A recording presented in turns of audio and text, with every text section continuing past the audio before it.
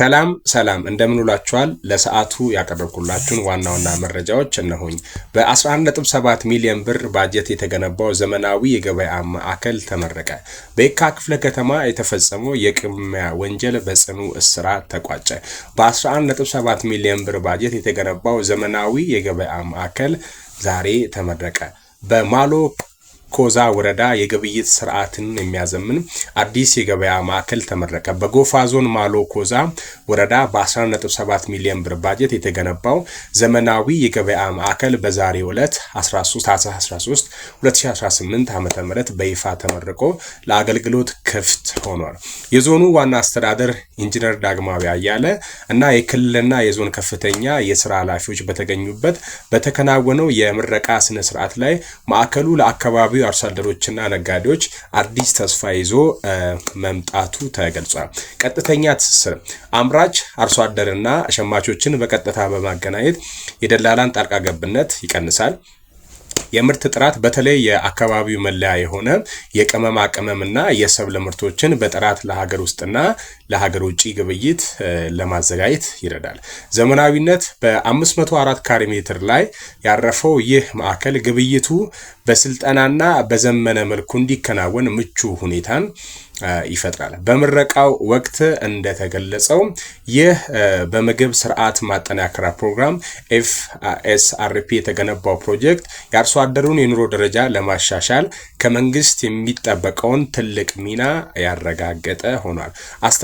አስተዳደሩ ኢንጂነር ዳግማዊ አያለ ማህበረሰቡ ይህንን ትልቅ የመንግስት ሀብት በጥንቃቄ እንዲጠበቅና እንዲንከባከብ አሳስቧል። በዕለቱ የደቡብ ኢትዮጵያ ክልል ንግድና ኢንዱስትሪ ልማት ቢሮ ኃላፊ ፍቅርተ አብርሃም፣ የወረዳው ዋና አስተዳደር አቶ ሙሉነህ አወስቶና ሌሎች የሥራ ኃላፊዎች ተገኝተው ለስራው መሳካት አስተዋጽኦ ላደረጉ አካላት ምስጋናቸውን አቅርበዋል። ይህ መረጃ ከጎፋ ዞን ማሎ ካዛ ወረዳ የመንግስት ኮሚኒኬሽን ቢሮ ነው። ዜና ችሎት በየካ ክፍለ ከተማ የተፈጸመው የቅድመ ወንጀላ በጽኑ እስራት ተቋጨ። በአዲስ አበባ ጠቅላይ መምሪያ የወጣው መረጃ እንደሚያመለክተው በየካ ክፍለ ከተማ ወረዳ በ5 ልዩ ስሙ እንግሊዝ ኤምባሲ ተብሎ በሚጠራው አካባቢ ስልክ በመንጠቅ ለማምለጥ የሞከረው ግለሰብ በህግ ቁጥጥር ስር ውሎ የ6 ዓመት እስራት ተፈርዶበታል።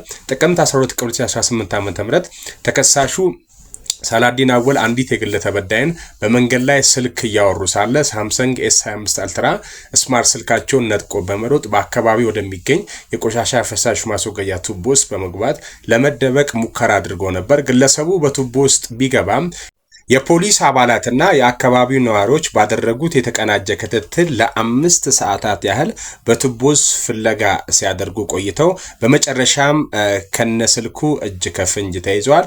እዚህ ጋር የምትመለከቱት ሰው ማለት ነው፣ ይቅርታ እዚህ ጋር የምታዩት ይሄ እዚህ ጋር ያለው ፎቶ ማለት ነው፣ በደንብ በጥራት አይታይም ማለት ነው። ለ5 ሰዓታት ከተፈለገ በኋላ እንግዲህ እንደተገኘ በምርመራ ወቅት ተከሳሹ ከዚህ ቀድሞ በተመሳሳይ ሁኔታ በሌላ ሴት ላይ ተመሳሳይ ድርጊት መፈጸሙን አምኗል። ተበዳዩም ወደ ፖሊስ ጣቢያ በመቅረብ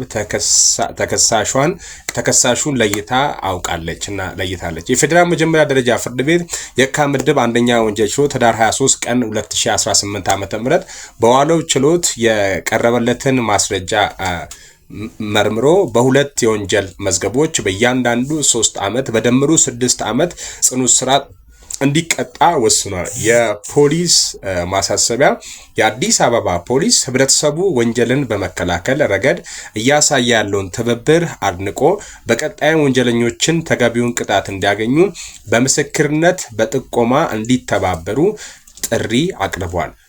የአዲስ አበባ ፖሊስ እኔም የገረመኝ አንድ ነገር እዚህ ጋር ሁላችሁም ሐሳብ አስተያየታችሁን አስቀምጡበት። ይህንን ፔጅም ፎሎ በማድረግ ቤተሰብ ይሁኑ። እስኪ ይህንን ምስል ላሳያችሁ ዋንስ እኔም የገረመኝ እንድታዩት የፈለኩት ፒክቸር ይሄንን ነው። እስኪ ሁላችሁም ይሄን ምስል ተመልከቱና ሐሳብ አስተያየታችሁን ኮሜንት ላይ ስጡኝ። ምን ትላላችሁ ነው የሚለው የቅሚያ ወንጀል ነው የሚለው ይሄኛውም የቅሚያ ወንጀል ነው። ሁለቱም ተመሳሳይ ወንጀል ነው። የመጀመሪያው ልጅ ይሄኛው ባለ አመሰግናለሁ። የዛሬ 2 ቀን ያቀረብኩላችሁ ዜና ነው ይሄ። ወላይታ ሶዶ ነው የመጀመሪያው ልጅ የተቀጣው 2 ዓመት ከ2 ወር ነው።